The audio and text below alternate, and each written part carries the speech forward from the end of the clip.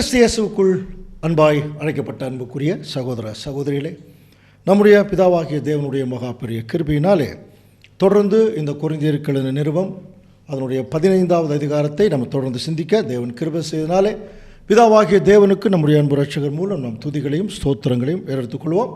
நம்ம கடந்த வாரத்தில் இந்த உயிர்த்தெழுதலை குறித்த ஒரு இன்ட்ரடக்ஷன் மாதிரி பார்த்தோம் இல்லையா?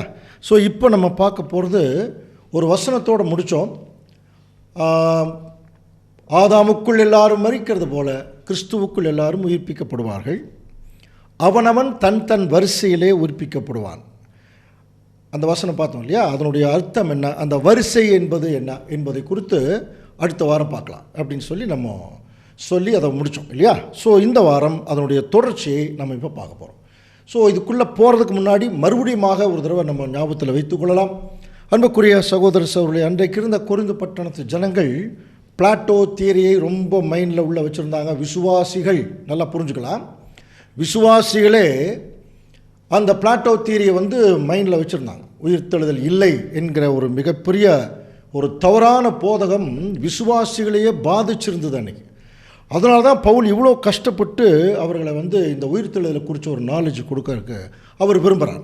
அப்போ ஆதாமுக்குள் எல்லாரும் மரிக்கிறது போல கிறிஸ்துவுக்குள் எல்லாரும் உயிர்ப்பிக்கப்படுவார்கள். இந்த வார்த்தையை அவர் சொல்லுவதற்கு முன்பாக இந்த வார்த்தையை பவுல் எப்படி பிலீவ் பண்ணார், அவர் எப்படி இதை நம்பினார், அதுக்கு நிறைய மூகாந்தரங்கள். ஆண்டவர் இயேசு கிறிஸ்து மரித்தார் என்று இவர் நினைத்து கொண்டிருக்கும் போது டைரெக்டாக ஆண்டவர் இயேசு கிறிஸ்து பவுல்கிட்ட பேசுகிறார். நான் போயிட்டு திரும்பி வருவேன்னு சொல்கிறார். போயிட்டு திரும்பி வருவேன்னா உயிரோடு இருக்கணும் இல்லையா? அப்போ அந்த உயிரோடு இருக்கிற அந்த ஒரு விஷயத்தை, உயிர்த்தெழுந்த விஷயத்தை, அவர் உயிர்த்தெழுந்து ஆர்கனைஸ் பண்ணி கொண்டிருக்கிற விஷயத்தை பவுல் முதல்ல அதை நம்பினார். அதனால் ஊர்ஜிதமாக ஆண்டவர் இயேசு கிறிஸ்து அவருடைய 2ஆம் வருகையில் இங்கே ஒரு உயிர்த்தெழுதல் என்கிற மகாபெரிய ஒரு அதிசயம் நடக்க போகுது அப்படிங்கிறத இவர் ஒவ்வொரு பாயிண்ட்டாக அங்கே சொல்ல வரும்போது, இன்றைக்கி கூட இந்த உயிர்த்தெழுதலை குறித்து கிறிஸ்தவ மண்டலத்தில் என்ன ஒரு அபிப்பிராயம் இருக்குது என்று சொல்லி கவனிக்கும் போது, ஜென்ரலாக ஒரு சிலர் நம்ம எந்திரிச்சு ஆண்டவர் வரும்போது எந்திரிச்சு அப்படியே நம்ம பரலோகத்துக்கு போயிடலாம் அப்படிங்கிற மாதிரி ஒரு தாட். ஆனால் இதை கொஞ்சம் கூர்ந்து கவனிக்கிறவங்க என்ன நினைப்பாங்க அப்படின்னு சொல்லி பார்க்கும்போது, இந்த வசனத்தை ஒருவேளை இவங்க படிச்சிருந்தா ஆதாமுக்குள் எல்லாரும் மரிக்கிறது போல கிறிஸ்துவுக்குள் எல்லாரும் உயிர்ப்பிக்கப்படுவார்கள் அப்படின்னா, மறுபடியும் உயிர்த்தெழுதல் வந்துச்சுன்னா ஆதாம் தான் முதல்ல உயிர்த்தெழுவார், அப்புறம் மற்றவங்கெல்லாம் உயிர்த்தெழுவார்கள் அப்படிங்கிற ஒரு சிந்தனைக்குள்ளே மேக்சிமம் நிறைய பேர் அப்படி தான் நினைக்கிறது உண்டு. ஒருவேளை அப்படி இருக்குமோ அப்படிங்கிற ஒரு சிந்தனைக்குள்ளே வரும்போது இதை கிளியர் பண்ணுறது தான் அங்கே அப்போஸ்தலனாகிய பவுல் சொல்கிறார். 1 கொரிந்தியர் 15:23 நம்ம கடந்த வாரத்தில் படித்தோம் இல்லையா? அவனவன் தன் தன் வரிசையிலே உயிர்ப்பிக்கப்படுவான். அப்போது அந்த உயிர்த்தெழுதலுக்கு ஒரு வரிசை இருக்குது. ஏன்னா அதாவது பல 100 கோடி ஜனங்கள் வாழ்ந்துருக்காங்க. அப்படி இருக்கிற பட்சத்தில் எல்லாரும் ஒட்டுமொத்தமாக தேவன் உயிர்த்தெழுப்புறாரா என்று ஒரு கேள்வி வரும் பொழுது ஒரு வரிசை கிரமமாக அவர்கள் உயிர்த்தெழுப்பப்படுவார்கள் அப்படிங்கிற ஒரு விஷயத்தை இங்கே முன்னாடி சொல்கிறார். அவனவன் தன் தன் வரிசையிலே உயிர்ப்பிக்கப்படுவான். அதில் முதற்பலனானவர் கிறிஸ்து. கவனிங்க, அதில் முதற்பலனானவர் கிறிஸ்து. பின்பு அவருடையவர்கள் அங்கே உயிர்ப்பிக்கப்படுவார்கள் அப்படிங்கிற ஒரு வார்த்தை. இதில் என்ன அதிசயம்னா, இப்போ பவுல் இந்த வார்த்தைகளை சொல்லும்போது ஆண்டவர் இயேசு கிறிஸ்து பரலோகம் போயிட்டார். அவர் தான் அந்த வரிசையில் உயிர்ப்பிக்கிறேன்னு சொல்கிறார். இந்த நிகழ்ச்சிகள் எல்லாம் இன்னும் நடக்கவே இல்லை. இன்னும் சொல்ல போனால் 2000 வருஷம் கழித்து நடக்க போகிற ஒரு தீர்க்க தரிசனத்தை மிக அவர் புரிந்து கொண்டவராக கிளியராக சொல்கிறார். ஆண்டவர் இயேசு கிறிஸ்து உயிர்த்தெழுதலில் முதற்பலனாக இருக்கார். இப்போ அவர் வருகும்போது முதல்ல அவருடையவர்கள் உயிர்ப்பிக்கப்படுவார்கள். அதில் ஃபஸ்ட்டு ஃப்ரூட் அப்படின்னு சொல்லப்பட்டு முதற்பலனானவர் கிறிஸ்து. பின்பு அவனவன் தன் தன் வரிசையில் உயிர்ப்பிக்கப்படுவான். அப்போது இயேசு கிறிஸ்து 2000 வருஷத்துக்கு முன்னாடி உயிர் தெழுந்துட்டார். இனி அவர் மரிக்கிறதில்லை, உயிர் தெழுந்தாச்சு. அவர் தான் முதற்பலன். அதுக்கப்புறம் பார்த்தீங்கன்னா ஒரு 2000 வருஷ கேப். அந்த 2000 வருஷ கேப்பில் திருச்சபை இங்கே செலக்ட் ஆகும். அதுக்கப்புறம் கிறிஸ்து அவர் என்ன செய்கிறார்னா, அவர் வருகையில் அவருடையவர்கள் உயிர்ப்பிக்கப்படுவார்கள். இப்போது இந்த அவருடையவர்கள் யார்? இதுக்கெல்லாம் நமக்கு நிறைய படிச்சிருக்கிறோம், இருந்தாலும் நம்ம ஞாபகப்படுத்திக்கலாம். அவரை உடையவர்கள், கிறிஸ்துவினுடையவர்கள், கிறிஸ்தவர்கள், அதுதான் அதனுடைய அர்த்தம் இல்லையா? பவுல் சொல்வார், இதுக்கு முன்னாடி வேறு சில நிருபங்கள் எல்லாம் படிச்சிருக்கிறோம். கிறிஸ்து உங்களில் உருவாகும் அளவும் நான் உங்களுக்காக கர்ப்ப வேதனைப்படுகிறேன். அப்போது இயேசு கிறிஸ்துவாக மாறினவர்கள்னு அர்த்தம். அதுதான் அவரை உடையவர்கள். அவர் தலை, அவர் சரீரம், திருச்சபை இல்லையா? அப்போ தலையோட சரீரம் உள்ளே போகுது பாருங்க. அப்போ அந்த மாதிரி ஆண்டவர் இயேசு கிறிஸ்துவுடைய அந்த ஒரு சரீரம், அதுக்கு பவுல் வச்ச பேர் புது சிருஷ்டி இல்லையா? புது சிருஷ்டின்னு பேர் வச்சுருக்கார். இவங்களுக்காகத்தான் அவர் பேசுகிறார். முதல் வருகையில் நான் போய் உங்களுக்காக ஒரு ஸ்தலத்தை ஆயத்தம் பண்ணிட்டு உங்களை கூட்டிகிட்டு போகிறேன். அப்போ உங்களை அப்படிங்கிற போது முதல்ல தன்னுடைய திருச்சபை. அதனால தான் நிறைய உதாரணங்கள் பார்த்துருக்கோம் இல்லையா? ஒரு ஃபாரின்லேருந்து ஒரு கணவர் வரும்போது ஒரு 10 வீடு இருக்குது. அப்போ எந்த வீட்டினுடைய கதவை தட்டுவார்? தன் மனைவி எங்கே இருக்கோ அந்த வீட்டை தான் தட்டுவார். அப்போ தன் மனைவிக்கு தேவையானதை அவர் செய்து கொடுப்பார். தன் மனைவியை கூட்டிகிட்டு அவர் ஃபாரின் கூட போகலாம். அந்த மாதிரி தான் ஆண்டவர் இயேசு கிறிஸ்து அவருடைய திருச்சபை அவங்களுக்கு என்ன பேர்? புது சிருஷ்டி. இந்த புது சிருஷ்டிங்கிறதுக்கு நமக்கு நிறைய விளக்கம் பார்த்துருக்கோம். பழையவைகள் எல்லாம் ஒளிந்து போயின, எல்லாம் புதிதாய். அப்போது இங்கே புது சிருஷ்டியாக மாறினவர்கள் அவங்க தான் ரொம்ப முக்கியம். சரி, அவங்களை எப்படி நம்ம டிஃபைன் பண்ணுறது? கவனிக்கிறீங்களா? புது சிருஷ்டியாக மாறினவங்க தங்களுடைய வாழ்க்கையை எதை நோக்கி போயிட்டுருக்கணும் அப்படின்னா, இப்போ நம்ம மாம்சத்தில் இருக்கிறோம். இப்போ கொஞ்ச நாளில் நம்முடைய மாம்ச தேகம் போய் ஆவிக்குரிய சரீரத்தில், ஏன்னா தலையாகிய கிறிஸ்து ஆவிக்குரிய சரீரத்தில் உயிர் தெழுந்துட்டார். அப்போ ஆவிக்குரிய சரீரத்தில் நாமளும் அவரோட போவோம் அப்படிங்கிற ஒரு எதிர்பார்ப்பில் இருக்கக்கூடிய அங்கே தேவனுடைய பிள்ளைகள், அவங்க தான் அந்த புது சிருஷ்டி. கவனிக்கிறீங்களா? அப்போ இவர்கள் பரலோகம்தான் இவங்களுடைய குடியிருப்பு. அப்போ அங்கே எப்படி இருக்கணும்? பரலோகத்தில் போய் இவங்க என்ன செய்ய போகிறாங்க? அதைத்தான் இங்கே செய்யணும். அதுதான் இந்த புது சிருஷ்டியுடைய வேலை. இன்னும் சொல்ல போனால் ஸ்பிரிச்சுவல் மைண்டு, ஃப்ளஷ் பாடி, நம்முடைய மாம்ச சரீரத்திலேயே இருந்து கொண்டு ஆவிக்குரிய சிந்தனையில் வாழக்கூடிய தேவனுடைய பிள்ளைகள். அதை டெவலப்பாக ஆவிக்குரிய சிந்தனையில் போகும்போது அது அப்படியே நம்முடைய மாம்ச சரீரம் கீழே விழுகும்போது ஆவிக்குரிய சரீரம் மேலே போயிடும். அப்போ மேலே போகும்போது அங்கே போய் என்ன செய்ய போகிறோம்? அங்கே என்ன வேலை இருக்குது? பரலோகத்தில் நமக்கு ரேஷன் கடையில் ஏதாவது பொருள் வாங்கணுமா, இல்லை வேறு ஏதாவது ஒரு பேங்க்கில் போய் கடன் கட்டணுமா, பெட்ரோல் போடணுமா, இந்த கவலையெல்லாம் அங்கே இல்லை. அங்கே பரலோகத்தில் ஒரே ஒரு விஷயந்தான், மாபெரும் கடவுளாகிய தேவனை சுற்றி இருக்கிற எல்லா தேவதூதர்கள் நம்முடைய ஆண்டவர் இயேசு கிறிஸ்து முதல் கொண்டு அவரை கனப்படுத்தி கொண்டே இருப்பார்கள். அது ஒன்று. ரெண்டாவது, எப்படி நான் ஒன்றா ஒரே மாதிரி, அதுக்குள் என்ன இருக்கும்? அன்பு. பரலோகத்தினுடைய பாத்தியமே அன்பு தான். அப்போ அங்கே போய் எப்படி இருக்க போகிறார்களோ அதே மாதிரி தேவனுடைய பிள்ளைகள் இங்கே இருப்பாங்க பாருங்கள். இங்கேயும் நம்ம எங்கெங்கேயோ பிறந்திருந்தாலும் இதே அன்பில், இதே ஒற்றுமையில், புரியுதுங்களா? அந்த ஒரு பேசிக்கில் இந்த பூமியில் வாழ்ந்து தங்களுடைய வாழ்க்கையை முடிக்கக்கூடிய சகோதர சகோதரிகள் தான் அவருடையவர்கள். அப்போ அந்த அவருடையவர்கள் இவங்களை தான் உயிர்த்தெழுப்பார். எல்லாம் வர்றவங்க போகிறவங்க எல்லாம் அவர் உயிர்த்தெழுப்பதற்கான வாய்ப்பில்லை அன்புக்குரிய சகோதர சகோதரி. அப்படின்னா அந்த வரிசையை பற்றி நம்ம படிக்கும்போது பாருங்க, 1 Corinthians 15:23 மறுபடியும் ஒரு தடவை வாசிக்கலாம். அவன் தன் வரிசையிலே உயிர்ப்பிக்கப்படுவான். முதற் பலனானவர் கிறிஸ்து, பின்பு அவர் வருகையில் அவருடையவர்கள் உயிர்ப்பிக்கப்படுவார்கள். இப்போ இந்த வசனத்தை நம்ம கூர்ந்து கவனிச்சோம்னா ஒரு விஷயம் நமக்கு கிளியர். 2000 வருஷத்துக்கு முன்னாடி இயேசு கிறிஸ்து உயிர் தெழுந்து விட்டார். 2000 வருஷம் கழிச்சு இப்போ வந்திருக்கார். இப்போ முதல்ல யார் உயிர் தெழுப்ப போகிறாங்கன்னா ஆதாம் இல்லை. அது மட்டும் கிளியராக தெரியுது. நல்லா புரிஞ்சுக்கலாம். ஆதாமுக்குள் எல்லாரும் மரிக்கிறது போல கிறிஸ்துவுக்குள் எல்லாரும் உயிர்ப்பிக்கப்படுவார்கள் என்கிற வசனத்தை ஆதாம் தான் முதல்ல எந்திரிச்சு வருவார் என்று புரிந்து கொள்ளக்கூடாது. இங்கே ரொம்ப கிளியராக இருக்கு. முதல்ல எந்திரிச்சு வரக்கூடியவர்களே அவருடையவர்கள், கிறிஸ்துவனுடையவர்கள், கிறிஸ்துவுக்குள்ளாக ஞானஸ்தானம் பெற்றவர்கள். இதுக்கு நிறைய விளக்கம் இருக்கு. இந்த திருச்சபையை தான் உயிர்த்தெழுப்புறார். அப்போது இதில் ஒரு முக்கியமான ஒரு ஆர்டர் இருக்குது. இந்த ஆர்டர் என்னங்கிறத ஆண்டவர் இயேசு கிறிஸ்து தேவனுடைய திட்டத்தோட உயிர்த்தெழுதலை பொருத்தி பேசுகிறத பல சந்தர்ப்பங்களை நம்ம பார்த்துருக்கலாம். அதில் முக்கியமாக நம்ம கவனிக்க வேண்டியது தேவனுடைய மாபெரும் திட்டத்தில் அன்புக்குரிய சகோதர சகோதரி 2 ஆர்டர் இருக்குது. ஒன்று ஸ்பிரிச்சுவல் ஆர்டர், இன்னொன்று ஹியூமன் ஆர்டர். வேறு மாதிரி சொல்லணும்னா ஆவிக்குரிய உயிர்த்தெழுதல், மாம்சத்துக்குரிய உயிர்த்தெழுதல். 2 உயிர்த்தெழுதல் இருக்குது. இது இப்படி ஒரு இருக்குங்கிறதே நிறைய பேருக்கு தெரியாது. அதாவது சத்தியம் படிக்கிறவங்களுக்கு, சத்தியம்னா நம்ம சத்தியத்தில் இருக்கிறவங்களுக்கு இல்லை, மற்ற பெயர் கிறிஸ்தவ மண்டலத்தில் இப்படி ஒரு 2 உயிர்த்தெழுதல் இருக்குன்னே தெரியாது. எல்லாருமே என்ன நினச்சிட்டுக்கிறாங்கன்னா ஆவியில் அப்படியே பரலோகம் போயிடலான்னு நினச்சிட்டுக்கிறாங்க.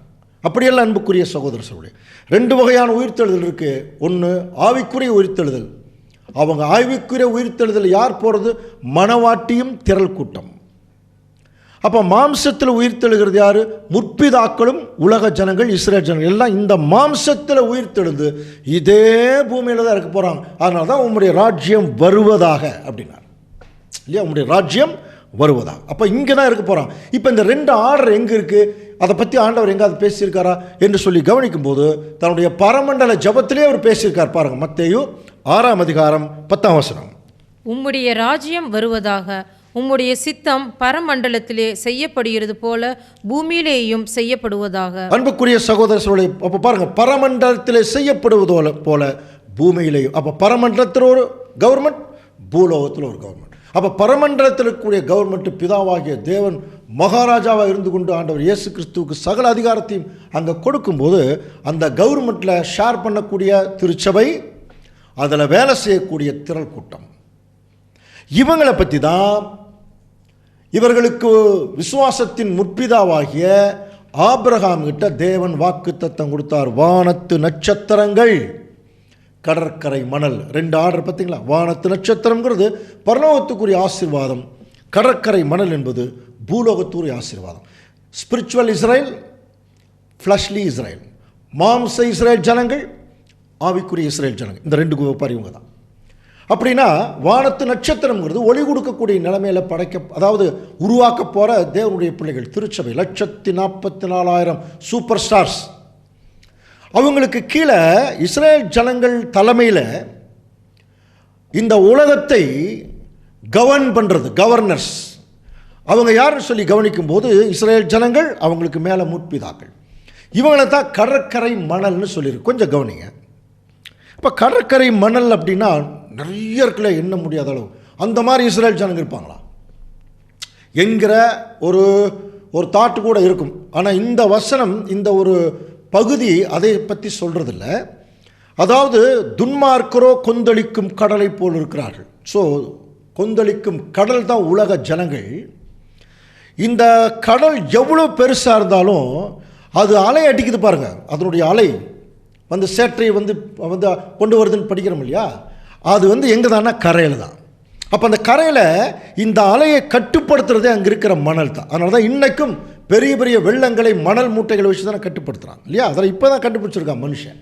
அப்போ தேவன் இதுக்கு முன்னாடி என்ன பண்ணிட்டாருன்னா, அவ்வளோ பெரிய கடலை கட்டுப்படுத்துவதற்கு அங்கே ஒரு கடற்கரை மணல் இருக்கிற மாதிரி அவருடைய ராஜ்யம் இந்த பூமியில் வரும்போது, அன்புக்குரிய சகோதர சொல்லே, டோட்டலாக ஒட்டுமொத்த உலக ஜனங்கள் என்கிற கடல், இஸ்ரேல் ஜனங்கள் அவங்களை ஆர்கனைஸ் பண்ணுகிற முற்பிதாக்கள் என்கிற கடற்கரை மணலால் கட்டுப்படுத்தப்படும். இவங்களுடைய கண்ட்ரோலில் தான் உலக ஜனங்கள் இருப்பார்கள். அதை நமக்கு சொல்கிறது தான் கடற்கரை மணல் அப்படிங்கிறத நம்ம புரிந்து கொள்ள வேண்டும். ஸோ இஸ்ரேல் ஜனங்களுடைய கட்டுப்பாட்டுக்குள்ளே, அவங்களுடைய அரவணைப்புக்குள்ளே தான் டோட்டல் உலக ஜனங்கள் இருப்பாங்க. இது இன்னைக்கே நடக்க ஆரம்பிச்சாச்சு பாருங்கள். இஸ்ரேல் ஜனங்களுடைய ஏதோ ஒரு கட்டுப்பாடு, ஏதோ ஒரு கண்ட்ரோல் டோட்டல் உலகத்தை இன்னைக்கு கட்டுப்படுத்தி கொண்டிருக்கிறத நம்ம கொஞ்சம் கவனிக்கலாம். எப்படி? ஐடியாலஜிக்கலி அப்படிங்கிறது இல்லை, கொள்கை ரீதியாக இல்லை, அது பின்னாடி தான் வரும். ஆனால் இன்னைக்கு டெக்னிக்கலி, அதாவது தொழில்நுட்ப ரீதியில் இன்னைக்கு இஸ்ரேலுடைய கண்டுபிடிப்புகள் இன்னைக்கு உலகத்தினுடைய இராணுவங்களையும் உலகத்திற்குரிய எல்லா விதமான கட்டமைப்புகளையும் என்ன பண்ணுறாங்கன்னா இன்றைக்கு கட்டுப்படுத்திட்டு இருக்கிறாங்க. அன்புக்குரிய சகோதர சகோதரி, இதுக்கெல்லாம் நமக்கு நிறைய எவிடன்ஸ் இருக்குது. இன்றைக்கி என்னென்னமோ சொல்கிறாங்க. அதாவது இஸ்ரேல் எல்லாத்தையும் கட்டுப்படுத்துகிறாங்க, இஸ்ரேல் அவங்க தான் தொழில் வளர்ச்சி, அவங்க ஏதோ ஒரு வகையில் நம்மளை எல்லா உலகத்தையும் ஆட்டி படைத்து கொண்டிருக்கிறாள். இந்த தாட்டெல்லாம் வெளியே வந்தாச்சு. அப்போது இஸ்ரேல் ஜனங்கள் இப்போ ஏன்னா இது ராஜ்யத்தினுடைய ஆரம்பம், இங்கே இது நடக்கணும். அதுக்காக தான் இன்றைக்கி டெக்னாலஜிக்கலாக பார்த்தீங்கன்னா இன்றைக்கி உலகத்தை தங்களுடைய கட்டுப்பாட்டுகளை கொண்டு வர மாதிரி இந்த வேர்ல்டு அஃபேர்ஸ், இன்னும் சொல்லப்போனால் உலகத்தில் நடக்கக்கூடிய எல்லா நிகழ்ச்சிகளும் இனிமேல் இஸ்ரேல் தேசத்தை கொண்டுதான் நிர்ணயிக்கப்படும் அப்படின்னு தேவன் தன்னுடைய தீர்க்க தரிசனத்தில் சொல்லியிருக்கார். ஸோ இந்த 2 ஆர்டர் நம்ம புரிஞ்சுக்கலாம். முதல்ல பரலோகத்தின் ஆசீர்வாதம், பரலோகத்தினுடைய ஆவிக்குரிய உயிர்த்தெழுதல், பூலோகத்தில் மாம்சத்துக்குரிய உயிர்த்தெழுதல். சரி, இப்போ நமக்கு நல்ல சத்தியம் படித்தவங்களுக்கு இந்த உயிர்த்தெழுதலுடைய ஆர்டர் நமக்கு நல்லா தெரியும்.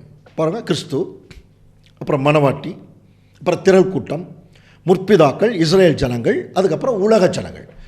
இதுதான் இந்த ஆர்டரில் தான் நம்ம இந்த உயிர்த்தெழுதலை பற்றிலாம் படிக்கும். அப்போது அந்த இடத்துல அவனவன் தன் தன் வரிசையிலே உயிர்ப்பிக்கப்படுவான் என்கிற அந்த தன் வரிசைங்கிறத தேவனுடைய திட்டத்தோட உயிர்த்தெழுதலை பொருத்தி பார்க்கும்போது இந்த ஆர்டர் தான் கரெக்டாக வரும். அப்போ இதைத்தான் பவுல் என்ன பண்ணியிருக்கணும், ரொம்ப கிளியராக அங்கே சொல்லியிருக்கணும். சரி, இந்த ஆர்டர் வந்து வேற எங்காவது பைபிளில் கிளியராக ஒன்றுக்கு பின் ஒன்று, மணவாட்டிக்கு பின்னாடி திரள் கூட்டத்துக்கு பின்னாடி முற்பிதாக்கு பின்னாடி அங்கே வந்து உலக ஜனங்கள் இருக்கா அப்படின்னு சொல்லி கொஞ்சம் கவனிக்கும்போது எங்கேயாவது உள்ள வசனம் நமக்கு எவிடன்ஸ் இருக்கா? இருக்குது, நம்ம படிச்சிருக்கிறோம். ப்ராப்பர் ஆர்டர் இருக்குது நமக்கு தேவனுடைய திட்டத்தில். கவனிக்கலாம். 45ஆம் சங்கீதம் 14 வசனம் வாசிக்கலாம். சித்திரை தையலாடை தரித்தவளாய் ராஜாவினிடத்தில் அழைத்து கொண்டு வரப்படுவாள். அவள் பின்னாலே செல்லும் அவளுடைய தோழிகளாகிய கன்னிகைகள் உம்மிடத்தில் கூட்டிக் கொண்டு வரப்படுவார்கள். அன்புக்குரிய சகோதர சகோதரி, 45ஆம் சங்கீதம் நமக்கு நல்ல பரிச்சயமான ஒரு சங்கீதம் இல்லையா? இது யார் எழுதினது? தாவீது ஆண்டவர் இயேசு கிறிஸ்துவை ராஜாவாக பரிசுத்தாவியில் எழுதுறார். ராஜா இயேசு கிறிஸ்துவை பார்த்து. அப்போ அப்படி எழுதப்பட்ட வசனங்கள் ஒன்று தான் அது.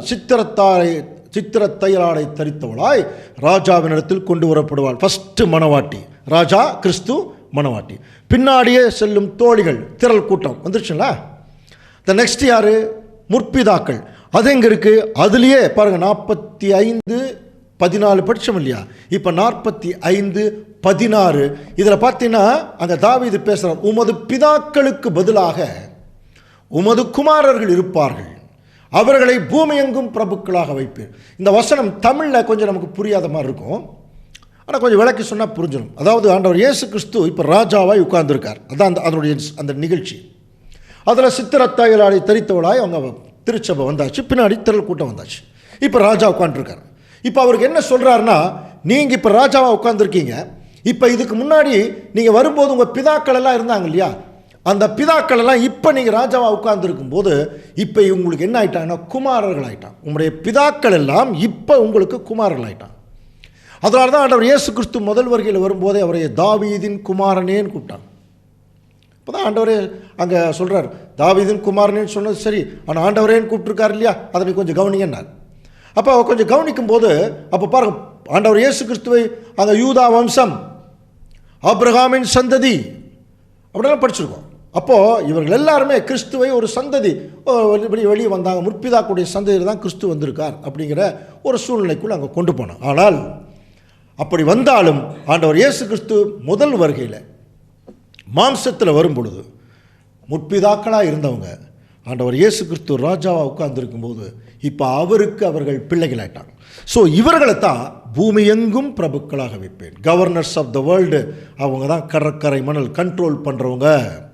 பூமி எங்கும் பிரபுக்களாக வைப்பேன். இதில் நமக்கு நிறைய லிஸ்ட் இருக்குது.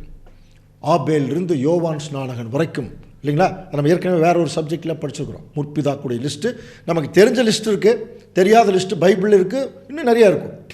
ஆபேலிருந்து யோவான் ஸ்நானகன் வரைக்கும் பெரிய லிஸ்ட்டு. இவர்கள் தான் பூமி எங்கும் பிரபுக்களாக வைப்பேர். இப்போது இவர்கள் எப்போ உயிர் தெழுவாங்க அது தனி சப்ஜெக்டு. ஆனால் பைபிள் என்ன சொல்லியிருக்கு? இவர்கள் நம்மை அல்லாமல் பூரணராகாதபடிக்கு விசேஷித்த நன்மையானது ஒன்றை நமக்கு முன்னதாக நியமித்திருக்கிறார். இந்த வசனமும் புரியாது, திருவிழியத்தில் ரொம்ப கிளியராக இருக்கும். நம்மோடு இணைந்து தான் அவர்கள் நிறைவு பெற முடியும். அதான் சொல்கிறார். அப்போ திருச்சபை முதல்ல வந்திருக்கணும். அதுக்கப்புறம் திரள் கூட்டத்துக்கு பின்னாடி இந்த முற்பிதாக்கள் வந்து தான் இப்போது ஒரு பூரணத்துக்குள்ளே அங்கே வர முடியும். ஸோ இப்போ வந்தாச்சு பாருங்க. அப்போது மணவாட்டி, திரள் கூட்டம், முற்பிதாக்கள். அடுத்தது வெரி நெக்ஸ்ட்டு பார்த்தீங்கன்னா உலக ஜனங்கள் தான். ஸோ இவங்களை பற்றி எங்கே இருக்குது பாருங்கள். சங்கீதம் 45:17 வாசிக்கலாம். உமது நாமத்தை எல்லா தலைமுறைகளிலும் பிரஸ்தாபப்படுத்துவேன், இதன் நிமித்தம் ஜனங்கள் உம்மை என்றென்றைக்கும் உள்ள சதா காலங்களிலும் துதிப்பார்கள். அன்புக்குரிய சகோதர சகோதரி பாருங்கள், ஜனங்கள் உம்மை சதா காலங்களிலும், உலக ஜனங்கள் வந்துட்டாங்க இல்லையா? இதுதான் ஆர்டர். அப்போ இந்த ஆர்டரில் முதல்ல யார் உயிர் தெழுந்து வருவாங்க? இந்த ஆர்டரில் முதல்ல யார் உயிர் தெழுந்து வருவாங்க? ஒருவேளை மற்ற ஜனங்கள் நினைக்கிற மாதிரி ஆதாம் முதல்ல வர்றாருன்னு வச்சுங்களேன். உயிர் தெழுதில்லை வந்தோடனே என்ன நடக்கும்? எல்லாரும் அழிஞ்சிட்டாங்க அப்படி வச்சுக்கலாம். திடீர்னு ஆதாம் நிற்கிறார். மறுபடியும் அதே தான், தனியாக நிற்பார். அதுக்கப்புறம் ஏவாள் வருவாங்க. அதுக்கப்புறம் ஏற்கனவே தொடக்க காலத்தில் நடந்தது மறுபடியும் அந்த ஹிஸ்ட்ரியாக வருமோ? இல்லையா? அப்படி வர்றதுக்கான வாய்ப்பு இல்லை. அவர் எந்திரிச்சு வந்தோடனே எதுக்கு எந்திரிச்சு வந்த, என்ன காரியம், அவருக்கு விளக்கி சொல்கிறது யார், தேவனுடைய திட்டம் என்ன, ஒன்றுமே புரியாது இல்லைங்களா? ஸோ அதனால் அதுக்காகவே ஆதாம் முதல் உயிர்த்தெழுதல் வரமாட்டாருங்கிற அர்த்தம் அல்ல. தேவனுடைய திட்டத்தை நம்ம கொஞ்சம் கவனிக்கணும். தேவனுடைய திட்டத்தில் ஏற்கனவே சொல்லிட்டார், முதல்ல உயிர்த்தெழுந்தது கிறிஸ்து 2000 வருஷத்துக்கு முன்னாடியே, அதுக்கப்புறம் திருச்சபை, அதுக்கப்புறம் திரள் கூட்டம். சரிங்களா? இதுதான் ஆர்டர். அப்போ எப்படி போயிட்டுருக்குன்னா ரிவர்ஸ் ஆர்டரில் போயிட்டுருக்கு பாருங்க. உயிர்த்தெழுதல் தேவனுடைய திட்டத்திலேயே ரிவர்ஸில் போகுது. ஆதாமிலிருந்து எப்படி ஸ்ட்ரைட்டாக வந்ததோ இப்போ ஆண்டவர் இயேசு கிறிஸ்துவிலிருந்து உயிர்த்தெழுதல் எப்படி போகுதுன்னா ஸ்ட்ரைட்டாக. இப்போ ஆதாமிலிருந்து எப்படி ஸ்ட்ரைட்டாக பாருங்கள் எப்படி வந்துச்சுன்னா, ஆதாமிலிருந்து அதுக்கு அடுத்தது பார்த்தீங்கன்னா காயின் ஆபேல் வந்தாங்க. ஆபேல் இப்போ முற்பிதாக்கள் லிஸ்ட்டில் வந்துட்டார் இல்லையா? அப்போ அடுத்தது பார்த்தீங்கன்னா உலக ஜனங்கள், அப்படியே இஸ்ரேல் ஜனங்கள், அப்புறம் ஆவிக்குரிய இஸ்ரேல் ஜனங்கள், இப்படியே வந்துட்டுருக்கு. இது ரிவர்ஸ் ஆர்டரில் போகும்போது எப்படி தான் உயிர்த்தெழுதல் கிறிஸ்து, திருச்சபை, திரள் கூட்டம், அதுக்கப்புறம் முற்பிதாக்கள். அந்த முற்பிதாக்களில் கவனிச்சு பார்த்தீங்கன்னா யோவான் ஸ்நானகள்லேருந்து ஆபேல் வரைக்கும் போயிடும். அதுக்கப்புறம் தான் உலக ஜனங்கள், ஆதாம் உலக ஜனங்களில் வந்துடுவார். ஸோ இந்த ஆர்டர் ரொம்ப முக்கியம்.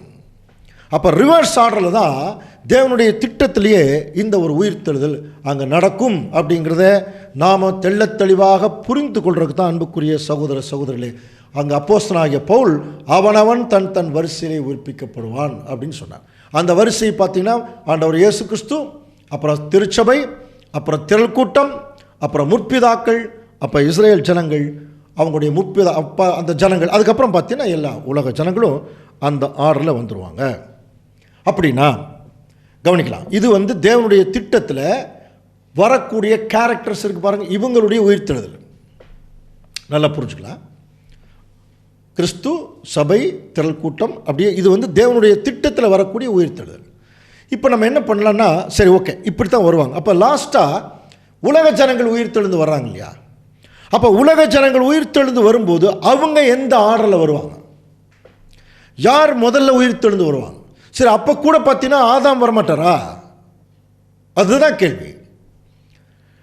கிறிஸ்து வந்துட்டார், திருச்சபை வந்துருச்சு, திரள் கூட்டம் வந்துருச்சு, முற்பிதாக்கள் வந்துட்டாங்க, இஸ்ரேல் ஜனங்க வந்துட்டாங்கன்னு வச்சுங்க. அதுக்கப்புறம் மறுபடியும் உலக ஜனங்களில் தானே ஆதாம் தானே உலக ஜனங்களுடைய தகப்பன். அப்போ அவர் தான் முதல்ல வரணும் இல்லையா? அப்போ அவர் வரமாட்டாரா? அப்படிங்கிற போது அந்த ஆர்டர்லையும் பார்த்தீங்கன்னா அந்த ரிவர்ஸ் ஆர்டர் தான். ஏன்னா கவனிச்சு பாருங்கள், ஆதாமுக்கு அப்புறம் ஆபேல் வரார். இப்போ ஆபேல் முற்பிதாக்கள் ஒருத்தராக இருக்கார். அப்படின்னு நீங்கள் முற்பிதா ஏற்கனவே உயிர்த்தெழுந்தாச்சு, அதுக்கப்புறம் தான் ஆதாம் வருவார். இதுதான் ரிவர்ஸ் ஆர்டர்.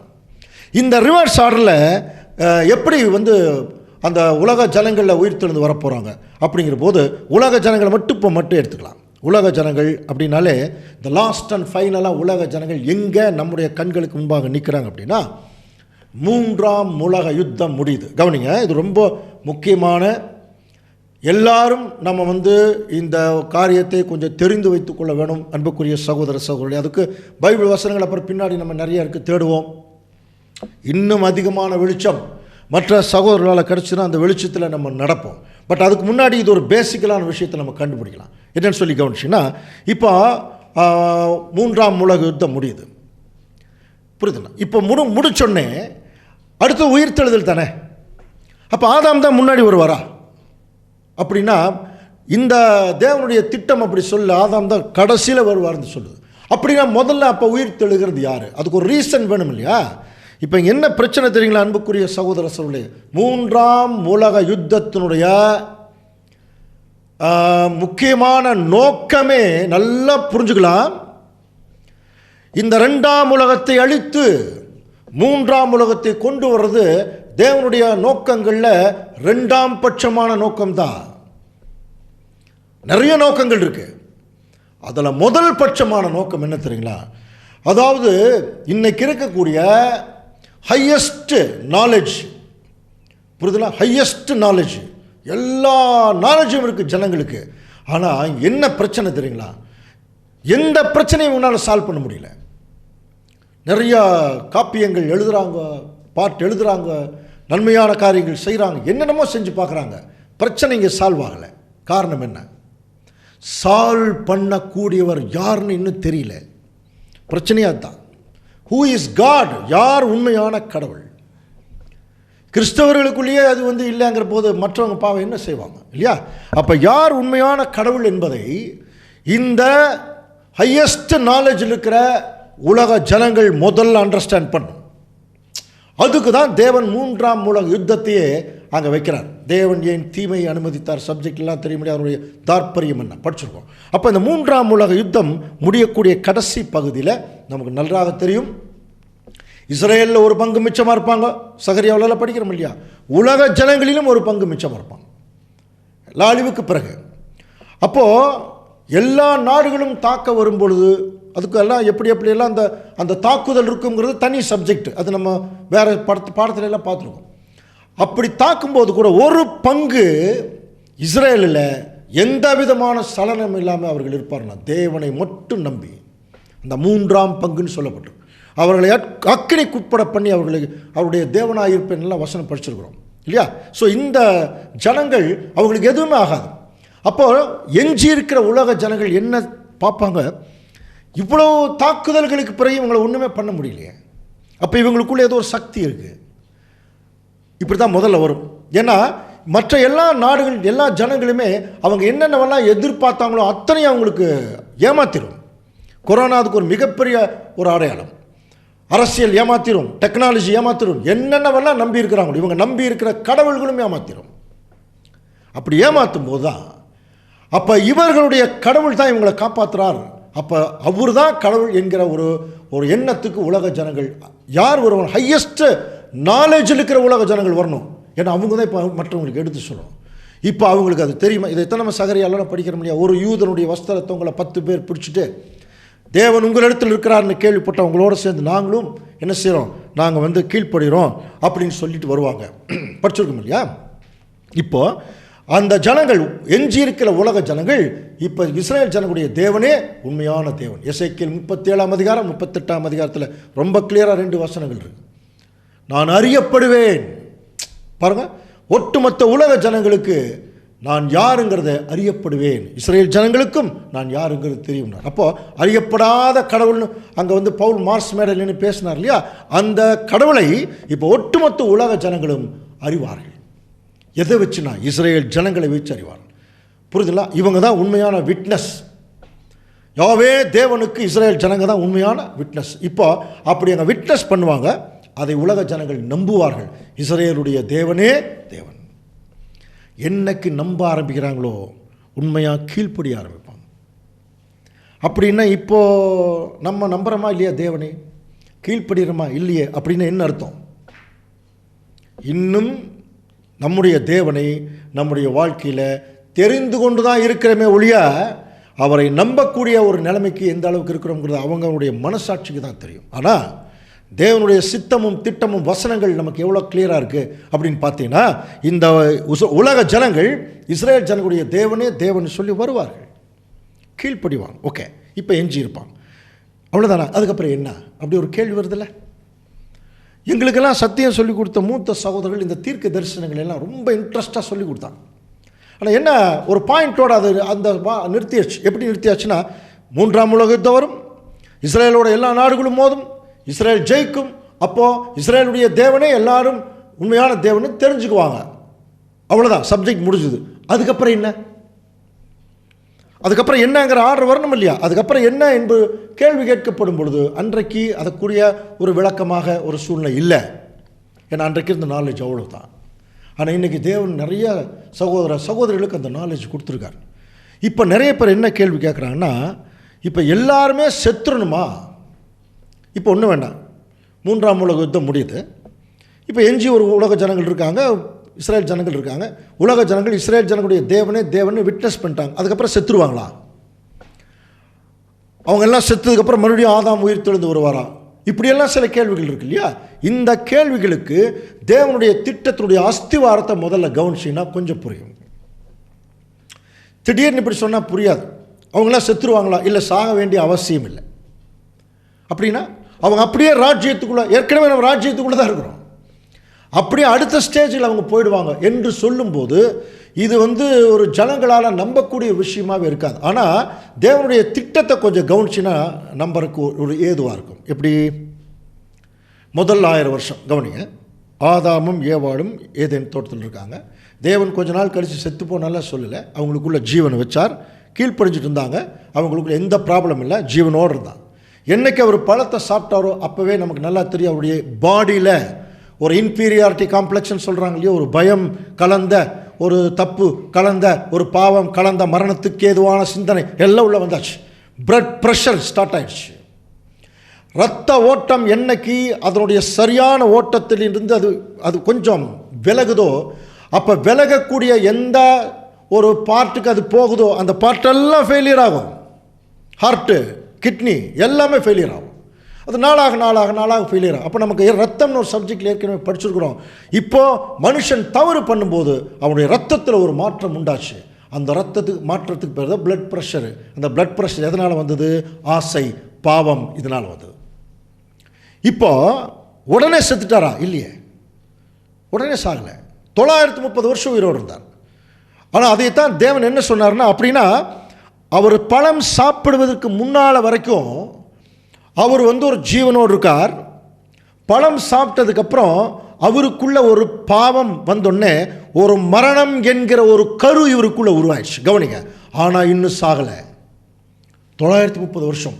அதனால தான் இங்கிலீஷில் டை ஷால் தவ் டைன்னு இருக்கு. சாகவே சாவாய். அப்படின்னா நீ செத்துக்கொண்டே சாவாய்ன்னு அர்த்தம். நீ சாக ஆரம்பிச்சிட்ட.